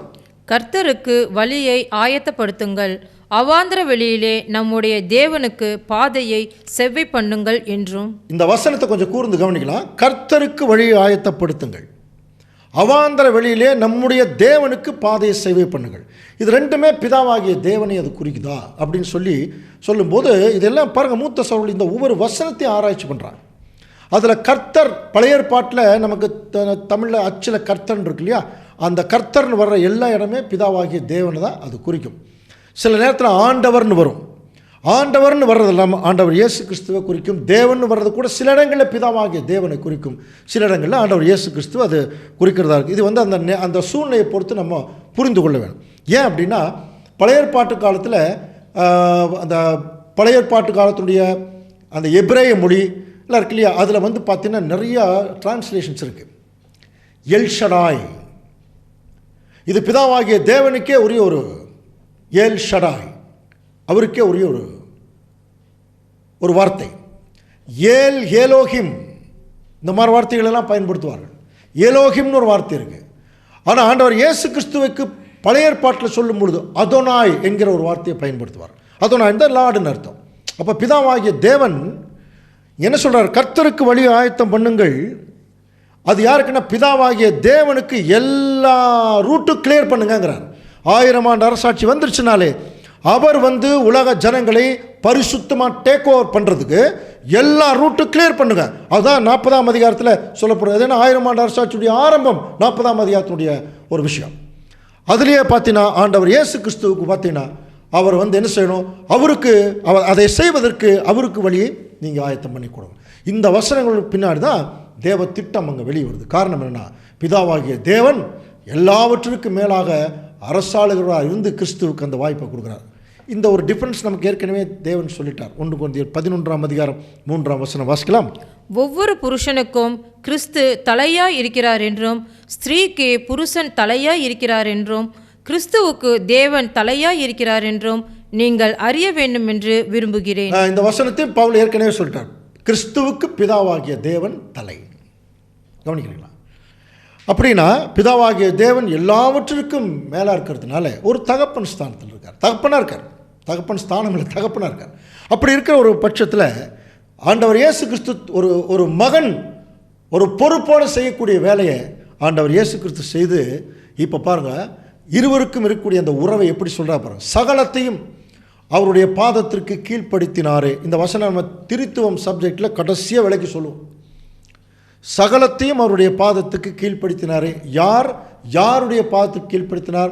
பிதாவாகிய தேவன் 1000 ஆண்டு அரசாட்சியில் ஆண்டவர் இயேசு கிறிஸ்துடைய பாதத்துக்கு கீழ்ப்படுத்தினார். ஓகே, ஆகிலும் சகலமும் அவருக்கு கீழ்ப்படுத்தப்பட்டதென்று சொல்லியிருக்கும்போது, யாருக்கு? எல்லாத்தையும் பிதாவாகிய தேவன் ஆண்டவர் இயேசு கிறிஸ்துவுக்கு கீழ்ப்படுத்திட்டார் என்று சொல்லியிருக்கும்போது, சகலத்தையும் அவருக்கு கீழ்ப்படுத்தினவர் யார்? பிதாவாகிய தேவன். கீழ்ப்படுத்தப்படவில்லை என்பது வெளியரங்கமாக இருக்கிறது. ஏன்னா நீங்கள் தவறாக புரிஞ்சுக்க கூடாதுங்கிறக்காகவே பவுல் ரொம்ப கிளியராக பேசுகிறார். எல்லாத்தையும் தேவன் ஆண்டவர் இயேசு கிறிஸ்துவுக்கு கீழ்ப்படுத்திட்டாருங்கிறதுக்காக பிதாவாகிய தேவன் இயேசு கிறிஸ்துவுக்கு கீழ்ப்பட்டவர் அல்ல, அவர் எப்பொழுதுமே மேல்பட்டவர். ஏன்? அவர் அப்பா, ஆண்டவர் இயேசு கிறிஸ்து மகன். அடுத்த வசனம் அதை கிளியர் பண்ணுறார். சகலமும் அவருக்கு கீழ்ப்பட்டிருக்கும் போது தேவனே சகலத்திலும் சகலவுமாய் இருப்பதற்கு குமாரன் தாமும் தனக்கு சகலத்தையும் கீழ்ப்படுத்தினவருக்கு கீழ்ப்பட்டிருப்பார். கவனிக்கிறீங்களா? 1000 ஆண்டு அரசாட்சி முடிந்த பிறகும் பிதாவாகிய தேவனுடைய சந்நிதியில் ஆண்டவர் இயேசு கிறிஸ்து எவ்வளவு தாழ்மையாக இருப்பார் என்று கவனிக்கிறீங்களா? இப்போ பவுல் இருந்து இன்னைக்கு வரைக்கும் 2000 வருஷம், அடுத்து 1000 ஆண்டு அரசாட்சி 3000 வருஷம், அதுக்கு பின்னாடி இது நடக்க போகுது. அப்போ 3000 வருஷங்களுக்கு முன்பாகவே அப்போஸ்தலனாகிய பவுல் எவ்வளோ கிளியராக அதை புரிஞ்சிருக்கார் பாருங்க. ஆண்டவர் இயேசு கிறிஸ்து 1000 ஆண்டு அரசாட்சி முடிந்த பிறகும் பிதாவாகிய தேவனுடைய பாதத்தருகே அவருக்கு கீழ்ப்பட்டிருப்பார்.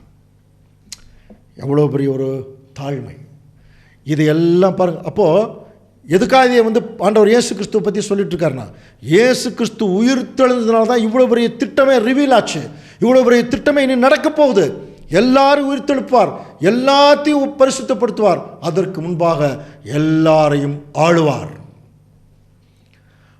அவர் ஆளுவார்னா உயிரோடு இருக்கிறார்னா அவர் ஆளுவார். இதெல்லாம் நீங்கள் தெரியாமல் உயிர்த்தெழுதல் இல்லைன்னு என்ன பண்ணிட்டு இருக்கிறீங்க? நீங்கள் ஏதோ சொல்லிட்டு இருக்கிறீங்க. தேவனுடைய திட்டம் எவ்வளோ பெரிய பிரம்மாண்டமான திட்டம், அதை புரிஞ்சுக்குங்க அப்படின்னு சொல்கிறார். ஏன்னா ஆண்டவர் இயேசு கிறிஸ்துவே இந்த பூமியில் வந்தபோது பிதாவாகிய தேவனை குறித்து பேசியிருக்கார் இல்லையா? என் பிதா என்னிலும் பெரியவர், என் பிதா எல்லாரிலும் பெரியவர்.